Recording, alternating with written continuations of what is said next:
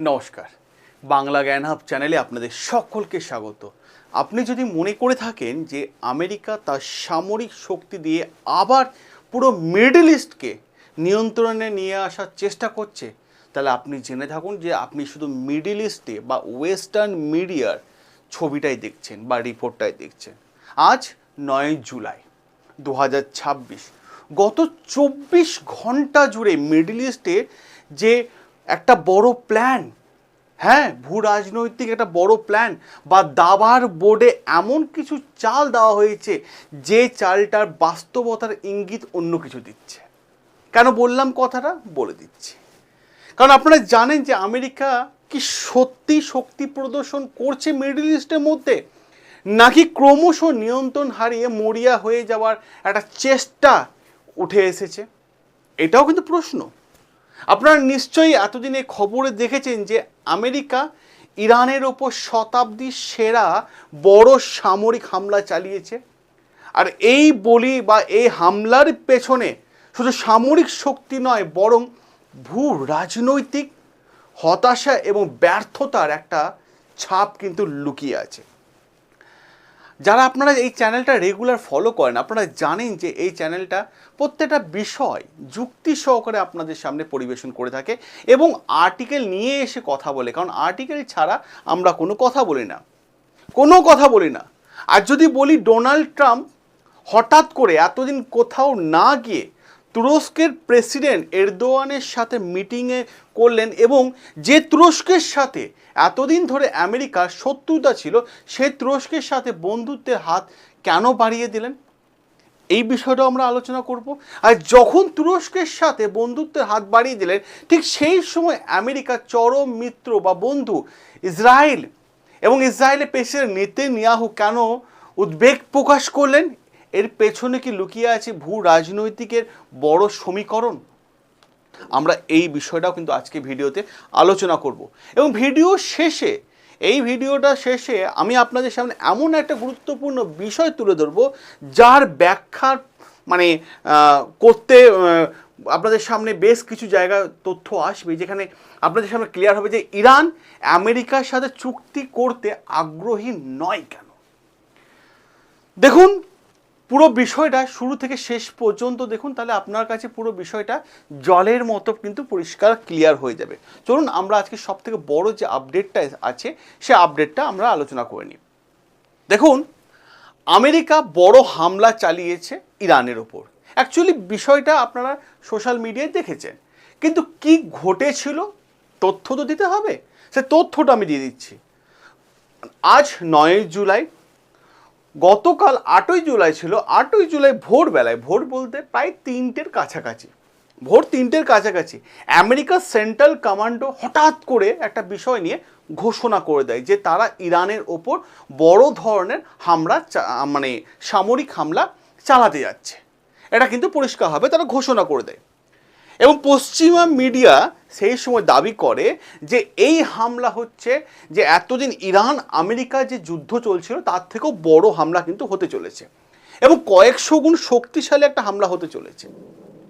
আর এই হামলায় আমেরিকার নজরে ছিল ইরানের 3টে জায়গা: 1 আব্বাস বন্দর, 2 সিক আইল্যান্ড, আর 3 কেশব আইল্যান্ড। এবং সঙ্গে সঙ্গে এই 3টি জায়গার উপর বিস্ফোরণ ঘটানো হয় এবং মারাত্মক লেভেলে কিন্তু আপডেট চলে আসে। আর যখনই এই হামলা হয় তখনই ঠিক প্রশ্ন উঠতে শুরু করে দেয়, ঠিক তখনই প্রশ্ন ওঠে যে এত বড় হামলা হঠাৎ করে আমেরিকা ইরানের ওপর করলো কেন? যে ইরান আমেরিকা বলছিল যে আমরা এবার শান্তির চুক্তি দিকে এগিয়ে গেছি, সেখানে এত বড় হামলা কেন? কারণ আমেরিকা নতুন একটা তথ্য দাবি করেছে, যে সেই দাবিটার জন্যই কিন্তু তারা ইরানের ওপর হামলা করেছে। সে তথ্যটা কি?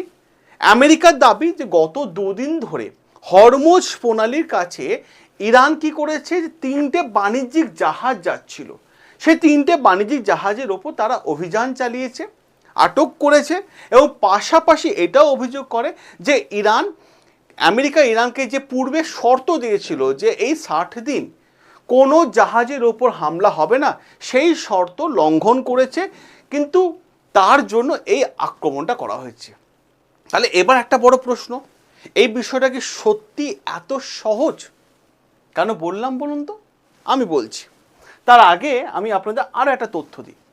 বর্তমান যুগ এআইয়ের যুগ, ডিজিটালের যুগ, যুগের সঙ্গে তাল মিলিয়ে চলতে হবে। যেমন যদি আপনি অর্থনৈতিক দিক থেকে পিছিয়ে পড়ে থাকেন, তাহলে আমি আপনাকে রিকোয়েস্ট করব অতি অবশ্যই এআই শিখুন।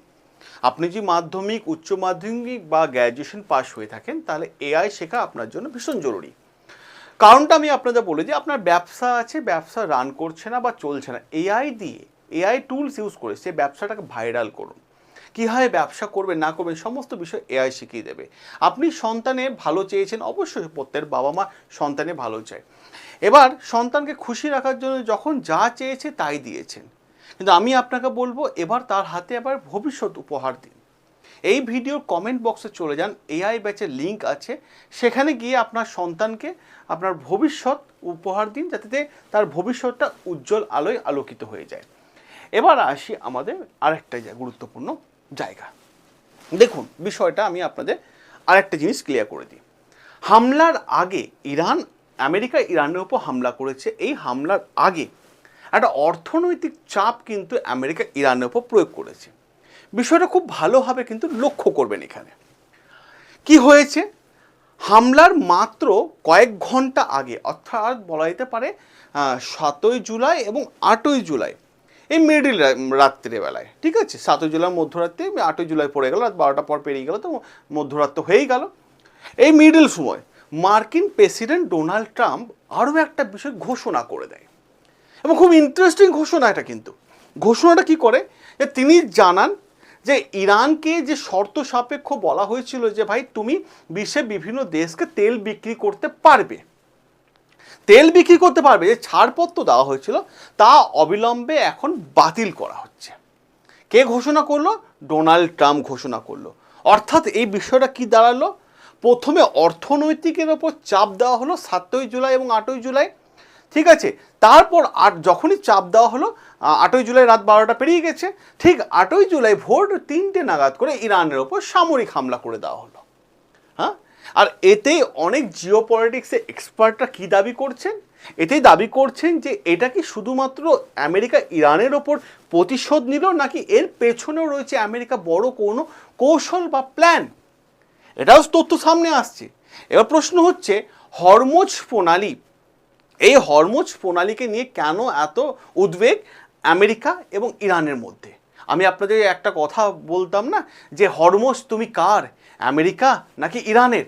সেই বিষয়টা কিন্তু প্রশ্ন উঠছে।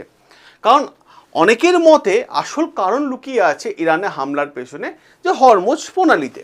কারণ এই হরমুজ প্রণালী এমন একটা জায়গা যেখানে বিশ্বে প্রায় 20% তেল এই রাস্তা দিয়ে যায়। যদিও এই অঞ্চলে আমেরিকা প্রভাব কমে যায়, তাহলে শুধু মিডল ইস্ট নয়, বিশ্বের বাণিজ্যের একটা বড় প্রভাব পড়তে চলেছে। আর এই কারণে জিও পলিটিক্সের এক্সপার্টরা তারা দাবি করেছেন যে এই হামলা শুধু একটা সামরিক হামলা বা সামরিক অভিযান হিসাবে নয়, বরং একটা ইরানের ওপর কৌশলগত চাপ সৃষ্টি করা বা চেষ্টা করার একটা বড় প্রয়োগ দেখা যাচ্ছে, এটা দাবি করা হয়েছে। এবং এত কিছু হয়ে যাওয়ার পর, ইরানের 3টে জায়গা আক্রমণ হয়ে যাওয়ার পরও কিন্তু ইরান চুপ করে বসে আছে কেন? এই প্রশ্নটা কিন্তু সবাই তুলছে। এই প্রশ্নের উত্তর আমি আপনাদের দিচ্ছি। দেখুন, ইরানের দিকটা একটু খালি ভেবে দেখুন। এত বড় হামলার পর ইরান সরকারি বা সংবাদ মাধ্যমকে যেটা জানিয়েছেন, তারা পরিষ্কারভাবে বলছেন যে তাদের ক্ষতি হয়েছে, কিছু স্থানের ক্ষতি হয়েছে, কয়েকজন আহত হয়েছে এবং তাদেরকে হসপিটালে ভর্তি করা হয়েছে। কিন্তু তারপর ইরান আবার দাবি করছে যে সমস্ত পরিস্থিতি এখন নিয়ন্ত্রণে রয়েছে ইরানের কন্ট্রোলে। ইরান কিন্তু এটা দাবি করছে। কোনো ধরনের বড় আতঙ্ক বা বিশৃঙ্খলার ছবি কিন্তু এখনো সামনে আসেনি। আর এই মুহূর্তে ইরানের যে প্রেসিডেন্ট পুরো সিস্টেমটাকে নিজে কন্ট্রোলে করেছে, বা ইরানের প্রেসিডেন্ট যে পুরো সিস্টেমটা নিজের জায়গায় এনেছে, তিনি হচ্ছে মাসুদ পেজেশকিয়ান। সেই মাসুদ পেজেশকিয়ান কিন্তু সেই মুহূর্তে ইরানে ছিল না। তাহলে ইরানে তিনি ছিলেন কোথায়? তিনি ছিলেন ইরাকে। ইরাকে গেছিলেন ঘুরতে। এর ইরাকে নাজাফ বলে একটা জায়গা আছে, সেই নাজাফে মিটিং করতে গেছেন ইরাকের সাথে, এবং তড়িঘড়ি করে তিনি ইরানে ফিরে আসেন। আর যখন তড়িঘড়ি করে ইরানে ফিরে আসে, তেহরানে ফিরে আসে, তখনই পুরো চিত্রটা, পুরো আতঙ্কের ছবিটা তিনি যেন মুছে দেন। কারণ অনেকের মতে এরকম পরিস্থিতির জন্য ইরান হয়তো আগে থেকে প্রস্তুত ছিল যে আমেরিকা হয়তো আগেই আবার হামলা করতে পারে। আর যখন এরকম হামলা হচ্ছে ঠিক সেই সময় আরও দুটো দেশ, বাহরিন আর কুয়েত, এই দুটো দেশে কি দেখা গেল, ব্ল্যাক আউট হয়ে গেল। ব্ল্যাক আউট বিষয়টা কি আমি আপনাদের বলি। যখনই খবরের সামনে আসতে লাগলো যে বাহরিন এবং কুয়েতে কিছু জায়গা ব্ল্যাক আউট হয়ে গেছে, অর্থাৎ গোটা অঞ্চলে একটা আতঙ্কের পরিবেশ তৈরি হয়ে গেছে, এই যখনই তৈরি হয়ে গেছে তাহলে এখানে কিন্তু একটা বিষয় ক্লিয়ার হয়ে যায়। কি ক্লিয়ার হয়ে যায়? যে মাঠে সামরিক হামলা চলছে, কিন্তু পুরো পরিস্থিতি নিয়ন্ত্রণ কার হাতে, এই বিষয়টা নিয়ে কিন্তু প্রশ্ন থেকেই যাচ্ছে। কার হাতে পুরো বিষয়টা? যখন বাহরিন এবং কুয়েতের মধ্যে বিষয়টা গেল, ঠিক তারই পর সৌদি আরব এবং কাতারে কিন্তু কড়া অবস্থান নিল ইরানের বিরুদ্ধে। কি হয়েছে দেখুন, আরও একটা গুরুত্বপূর্ণ তথ্য। 7ই জুলাই হরমুজ প্রণালীতে সৌদি আরবে একটা তেলের ট্যাঙ্ক এবং কাতারে একটা এলএনজি গ্যাসের ট্যাঙ্ক জাহাজ নিয়ে যাচ্ছিল, হরমুজ প্রণালী পেরোচ্ছে। সৌদি আরব এখানে অভিযোগ তোলে যে এই জাহাজের ওপর হামলা করেছে ইরান, আর ইরানই কিন্তু সম্পূর্ণরূপে দায়ী। আর তারই জন্য সৌদি পররাষ্ট্রমন্ত্রী কড়া ভাষা জানিয়েছেন যে ইরানকে এর ফল ভোগ করতে হবে, কারণ ইরান আমাদের জাহাজে আক্রমণ করেছে। ঠিক সেই সময় ডোনাল্ড ট্রাম্পকে খবরটা দিয়ে দেয়। শুধু সৌদি আরব নয়, কাতারের ডেপুটি কাতার কি করেছে, ইরানের রাষ্ট্রদূতকে ডেকে পাঠিয়েছে যে ভাই তুমি জানাও তোমরা কেন আমাদের জাহাজের ওপর হামলা করেছো। আর এই দুটো হামলা, জাহাজের ওপর যে হামলা, এই দুটো জাহাজের ওপর হামলা কিন্তু একটা বিষয় কিন্তু গোটা বিশ্বকে বার্তা দিয়ে দিচ্ছে যে বিশ্ব জ্বালানি এবং আন্তর্জাতিক বাণিজ্যের ওপর কিন্তু আঘাত চলে আসছে। ঠিক অন্যদিকে আমেরিকা থাকতে না পেরে ডোনাল্ড ট্রাম্প জানিয়ে দেয় যে এই ধরনের হামলা কখনোই গ্রহণযোগ্য নয়, তার ফল কিন্তু ইরানকে ভোগ করতেই হবে। আর তারপরই শুরু হয়ে যায় আসল খেলা, সেটা আমেরিকা ইরানের 3টে জায়গায় হামলা করে দিল। আর প্রশ্ন হচ্ছে এখানে কি আরও কোনো বড় কোনো খেলা কি হতে চলেছে, সেই তথ্যটাও আমি আপনাদের আর একটু গুরুত্বপূর্ণ জায়গা দিয়ে দিই। পুরো বিষয়টা একবার সুন্দরভাবে দেখে নিন। কি হয়েছে, গত কয়েক বছর মিডল ইস্টের মধ্যে সৌদি আরব, ইরান, এই দুই দেশের সাথে চীন কিন্তু সম্পর্ক কিন্তু মজবুত করে রেখে এসছে, বা চীনের সম্পর্ক উন্নত দেখা গেছে। অনেকেই মনে করছেন এই যে পরিবর্তনটা হঠাৎ করে চীন, সৌদি আরব এবং ইরানের সাথে সম্পর্ক, এটা কিন্তু গোটা পশ্চিমা বিশ্বের কাছে একটা স্বস্তির বিষয় ছিল না। কারণ এই অঞ্চলটা যদি, পুরো মিডল ইস্টটা যদি চীনের সহযোগিতায় বেড়ে ওঠে, তাহলে পশ্চিমা বিশ্বের কাছে একটা বড় প্রশ্ন তুলে দেয়, যে ক্ষমতার প্রশ্ন, কে কন্ট্রোল করবে। আর সেই কারণে জিওপলিটিক্সের এক্সপার্টরা মনে করছেন যে এই যে উত্তেজনা, এটা শুধু সামরিক হামলা ছিল না গতকালকে হামলাটা, বরং ভূ রাজনৈতিক প্রতিযোগিতা একটা গুরুত্বপূর্ণ ভূমিকা পালন করেছে আমেরিকা। এবার আমি আপনাদের আসি, ইরানের বার্তা আলোচনা চলবে, কিন্তু গুরুত্বপূর্ণ জায়গা আছে ইরানের বার্তা নিয়ে। দেখুন, এবার আসা যাক যে মেন বিষয়, যে যা পুরো পশ্চিমা বিশ্বকে নতুন করে ভাবতে, ইরানের এই বার্তা ভাবতে একদম সাহায্য করছে। কারণ অনেকেই মনে করছেন আমেরিকা এবং ইরানের মধ্যে যে পর্দার আড়ালে যে আলোচনা হয়েছে, সেটা কোনো সমাধানের পথ খুঁজে দিতে পারে কিনা, এই প্রশ্নটা কিন্তু অনেক উঠছে। কিন্তু 8ই জুলাই ইরানের সুপ্রিম লিডার, তার প্রধান সামরিক উপদেষ্টা মহসিন রেজাই এমন একটা বক্তব্য তিনি দিয়েছেন না, যা আন্তর্জাতিক মহলে নতুন করে আলোচনা আবার শুরু হয়ে গেছে। কি সেই বক্তব্য? তিনি স্পষ্ট ভাষা জানিয়ে দেন যে আমেরিকার সাথে ইরানে আলোচনা হওয়ার সম্ভাবনা খুবই কম। দেন এবার কি করবেন করুন আপনারা, এবার ভাবুন কি হবে। কারণ ওনার মতে, ওনার দাবি, আগে পরমাণু চুক্তির মতো এবারও আলোচনা শেষ হবে এবং পরিণত হবে কি আলোচনা ব্যর্থতার দিকে। আর শুধু তাই নয়, তিনি আরও দাবি করেন আমেরিকা নাকি হরমুজ প্রণালীর বিকল্প রাস্তা কিন্তু খোঁজ করছে, যে হরমুজ প্রণালী বাদ দিয়ে যদি অন্য কোনো শর্টকাট রাস্তা আনা যায়, তাহলে সেটা কিন্তু আমেরিকা প্ল্যান করছে। আর ইরানের দাবি, যদি সেই প্ল্যানই হয়, তাদের কাছে খবর আছে নাকি সেই প্ল্যানই হয়, তাহলে ইরানের প্রভাব অনেকটাই কমে যাবে এইটাও ইরানের দাবি। এবার প্রশ্ন হচ্ছে এইখানে, যদি ইরান আগে থেকে মনে করে যে আলোচনা সফল হবে না, তাহলে আলোচনা টেবিলে বসার দরকার কি? যখন তোমরা ভেবেই নিয়েছো যে আলোচনা সফল হবে না, তো বসার দরকার নেই। এই চিন্তা ভাবনা নিয়ে তো তোমরা কেন বারবার বলছো যে আলোচনা হয়তো ব্যর্থ হতে পারে? কারণ অনেক জিওপলিটিক্স এক্সপার্টরা এটা মনে করছে ইরান হয়তো সময় নিচ্ছে। যে খেলাটা আমেরিকা খেলতো এতদিন সময় কেনা বেচার, সেই খেলাটা কিন্তু এখন ইরান খেলছে যে সময় নিচ্ছে, এবং আন্তর্জাতিক পরিস্থিতিতে একটা পরিবর্তনের নজর কিন্তু এখানে দেখা যাচ্ছে। এবার জায়গাটায় ইরান যে দৃশ্য বিশ্বকে পুরো বার্তা দিল, সেই দৃশ্যটা কি সেটা আমি আপনাদের বলি। দেখুন, ইরানে আনুষ্ঠানিকভাবে যে তাদের যে সুপ্রিম লিডার ছিল আয়াতুল্লাহ খামেনি, ঠিক আছে, এই আয়াতুল্লাহ খামেনি যখন জানাজার নামাজ বা শেষ যাত্রার নামাজ যখন হচ্ছিল, তখন বিশাল লোকজন এসেছিল। সেখানে কারা কারা উপস্থিত ছিলেন জানেন?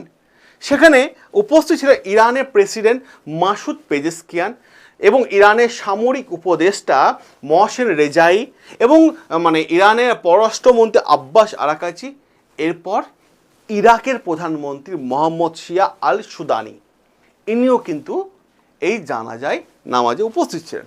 আর এই যে ইরাকের উপস্থিতি, এই বিষয়টাকেই না জিওপলিটিক্স এক্সপার্টরা বলছে যে এইটা কোনো ধর্মীয় অনুষ্ঠান নয়, বরং ইরান এবং ইরাক তাদের মধ্যে ঘনিষ্ঠতা কিন্তু একটা রাজনৈতিক মহলে বা গোটা বিশ্বের কাছে নতুন একটা বার্তা পৌঁছে দিচ্ছে, আর এখানে মিডল ইস্টে একটা নতুন প্রতীক হিসাবে উঠে আসছে আরও একটা দেশ, যার নাম হচ্ছে ইরাক। আর যখন ইরান এবং ইরাক একসাথে হচ্ছে, ঠিক সেই সময় কি করা হয়েছে, ডোনাল্ড ট্রাম্প হাত বাড়িয়ে দিল কার কাছে? তুরস্কের প্রেসিডেন্ট এরদোয়ানের সাথে। নতুন আবার একটা সমীকরণ শুরু হলো। কি সমীকরণ?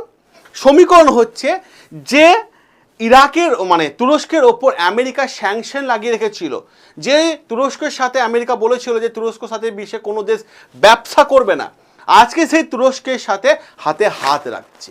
বিষয়টা আমি আপনাদের বলি। আজকে ডোনাল্ড ট্রাম্প ঘোষণা করছে যে তুরস্কের ওপর যত নিষেধাজ্ঞা তারা আমেরিকা লাগিয়েছিল, সেগুলো কিন্তু আমরা আবার আলোচনা করব এবং নিষেধাজ্ঞাগুলো এক এক করে তুলে নেব। এবং কেন আমেরিকা তুরস্কের ওপর নিষেধাজ্ঞা লাগিয়েছিল? কারণটা হচ্ছে F-35। এই বিষয়টা F-35, এই যে F-35 দেখছেন তো, F-35 কেন বলছি তার পেছনে কারণ আছে। আমেরিকা একবার কি হয়েছিল 2019 সালের দিকে, তুরস্ককে বলেছিল তাদের যে ভয়ঙ্কর যুদ্ধ বিমান আছে F-35 তারা যেন নেয়। তখন তুরস্ক কি করেছিল? তুরস্ক বলেছিল না, F-35 থেকে আমরা রাশিয়ার কাছ থেকে S-400 নেব। তার ফলে তুরস্ক কি করেছিল? রাশিয়া থেকে S-400 নিয়ে নিয়েছিল। তারপরেই আমেরিকা কি করলো? তুরস্কের ওপর সমস্ত স্যাংশন লাগিয়ে দিল। কিন্তু প্রশ্ন হলো, আজকের দিনে দাঁড়িয়ে হঠাৎ এই পরিবর্তন কেন? কারণ অনেক এক্সপার্টদের মতে মিডল ইস্টে প্রভাব ধরে রাখতে এবং আঞ্চলিক ভারসাম্য বজায় রাখতে এখন তুরস্কের অনেকটাই গুরুত্বপূর্ণ ওয়াশিংটনের কাছে। আর যখনই তুরস্কের সাথে সম্পর্ক গভীরে হয়ে গেল আমেরিকা, ঠিক সেই সময় যদি আপনারা দেখেন খুব ভালোভাবে, ঠিক সেই সময় নেতানিয়াহু ইসরায়েলের প্রেসিডেন্ট, ইনি কিন্তু উদ্বেগ প্রকাশ করে দিলেন। ইনি কিন্তু একটা ভয়ঙ্কর উদ্বেগ প্রকাশ করলেন। কারণ যার রিপোর্ট আসছে সেখানে বলা হচ্ছে পরিষ্কারভাবে যে তার মনের মধ্যে একটা আশঙ্কা আছে, যদি তুরস্ক F-35 মতো উন্নত যুদ্ধ বিমান পায়, তাহলে মিডল ইস্টে ভারসাম্যের বড় পরিবর্তন আসতে পারে। আর ওনার কথায় একটা বিষয় কিন্তু স্পষ্ট, নেতানিয়াহুর কথায় একটা বিষয় স্পষ্ট, আমেরিকা এবং ইসরায়েল কৌশলগত দিক থেকে এক হলেও কিন্তু বেশ কিছু বিষয় তাদের মধ্যে মতভেদ কিন্তু রয়ে গেছে। একদিকে যেমন ডোনাল্ড ট্রাম্প তুরস্কের সাথে ঘনিষ্ঠতা করতে চাইছে, অপরদিকে ইসরায়েলকেও সেই সম্ভাবনার মধ্যে একটা অস্বস্তিকর পরিবেশের মধ্যে পাঠিয়ে দিচ্ছে, যেটা ইসরায়েল এই মুহূর্তে মনে করছে এই মুহূর্তে। কারণ নেতানিয়াহুর বক্তব্য একটা বিষয় ইঙ্গিত, কারণ ট্রাম্পের সাথে তাদের মিল থাকলেও কিছু বিষয়ে অমিলও রয়েছে। তিনি আরও বলেন, ইরানের সাথে তারা হয়তো আমেরিকা হয়তো কোনো না কোনো দিন একটা শান্তির চুক্তি করে নেবে, কিন্তু আন্তর্জাতিক পর্যবেক্ষণে এই বিষয়টা ইসরায়েলের কাছে কতটা গুরুত্বপূর্ণ হয়ে উঠবে সেটাই কিন্তু বড় চ্যালেঞ্জ। আর সব মিলিয়ে যদি আমি আপনাদের আরও একটা ডেটা দিই তাহলে হবে যে ভাই একটা বিষয় ক্লিয়ার, মিডল ইস্টের মধ্যে কি নতুন কোনো পরিবর্তন আসতে চলেছে? কেন বললাম? কারণ একদিকে ইরানের ওপর সামরিক হামলা, অন্যদিকে ইরানের ওপর নিষেধাজ্ঞা বা অর্থনৈতিক নিষেধাজ্ঞা লাগিয়ে দেওয়া, আবার অপর দিকে চলছে আলোচনা, কূটনৈতিক আলোচনা। আবার অপর দিকে ইরান আমেরিকা এবং তুরস্ক এদের জোট, অপরদিকে ইরান ইরাকের জোট, এই একটা নতুন অবিশ্বাসের দিকে এগিয়ে চলছে। কারণ জিওপলিটিক্যাল এক্সপার্টদের মতে বর্তমান পরিস্থিতি শুধু সামরিক বা পুরো অঞ্চলকে নিয়ন্ত্রণ করার বিষয় নয়, বরং বিষয় রয়েছে মিডল ইস্টে এখন চলে এসছে। মিডল ইস্টের ক্ষমতার প্রভাব কে ধরে রাখবে, আমেরিকা, ইরান নাকি চীন? আপনার কি রায়, আপনার কি মতামত? আপনার রায়, আপনার মতামত যুক্তি সহকারে কমেন্ট বক্সে তুলে ধরুন। সকলে ভালো থাকবেন, সুস্থ থাকবেন। দেখা হবে আপনাদের সাথে নতুন আরও একটা গুরুত্বপূর্ণ আপডেট নিয়ে।